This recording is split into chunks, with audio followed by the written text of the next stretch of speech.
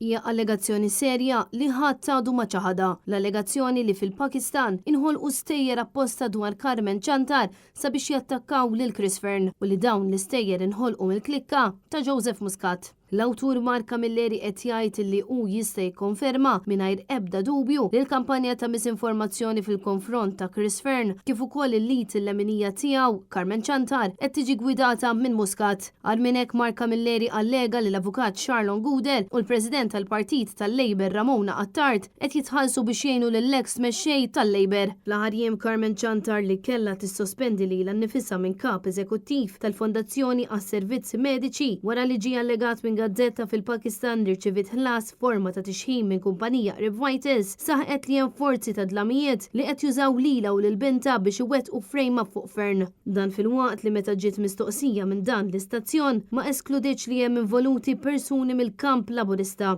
Għaldaqstant wara dan kollu it-tnejn Net News staqsa lil Robert Abela jekk iddiskutix internament dan l-allegat frame up. Abela jisħaq li għandu fiduċja fil-Ministru Fern. U brabta mal-allegazzjonijiet tal-Deputat Prim Ministru Chris Fern, tkellimt internament għax qed jiġi allegati li hemm frame up.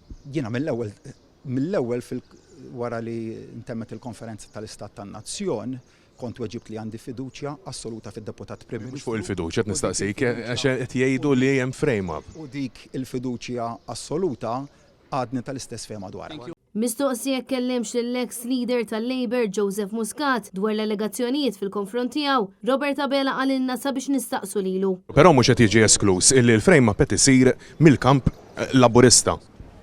Daw tattiċi sinonimi mal-Partit Nazzjonalista. Ma qed jiġi allegat ukoll li hemm involut l-ex Prim Ministru Joseph Muscat u sissa għadu ħadd ma ċaħada. Mur saqsija lilu dik id-domanda mhux lili. Inti ma kellimtux bħala Prim Ministru mexxej tal-Partit Laburista? Jien tkellimt mad-Deputat Prim Ministru Chris Fern. Ma inti tista' teskludi li hemm qed isir frame up minn dan il-Partit Laburista jew mill-Kamp Laburista? Għatlek sinonimi dat-tattiċi mal-Partit Nazzjonalista.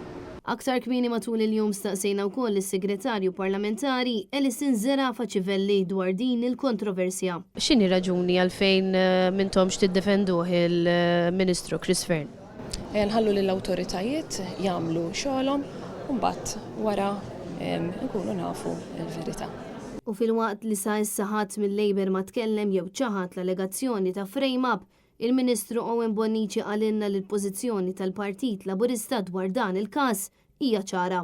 Jiena naħseb illi fuq dan il-punt ukoll il-Prim Ministru wieġeb dwar dawn l-allegazzjoni. Xejn però xejn ma tkellimx fil-Prim Ministru għalhekk qed insaqsik.